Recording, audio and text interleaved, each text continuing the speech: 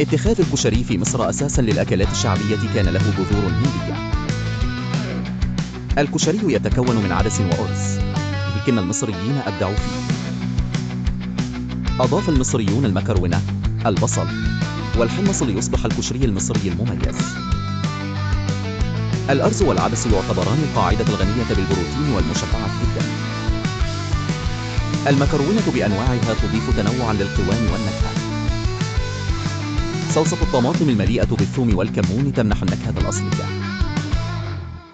دقة الكشري، الثوم والخل والليمون تضيف نكهة منعشة. البصل المحمر يعزز القرمشة في كل لقمة تأكلها. الحمص المسلوق يضيف اللمسة النهائية المثالية للطبق. الكشري محبوب لكونه مذاق ولذيذ واقتصادي.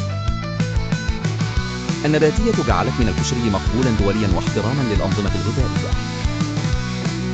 تناول الكشري بالطريقة الصحيحة يعزز التجربة بشكل كبير.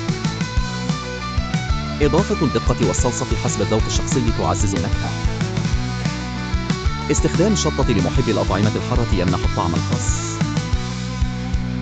مزج جميع المكونات للحصول على توازن في النكهة. استمتع بأول لقمة لتجربة طعم لا ينسى.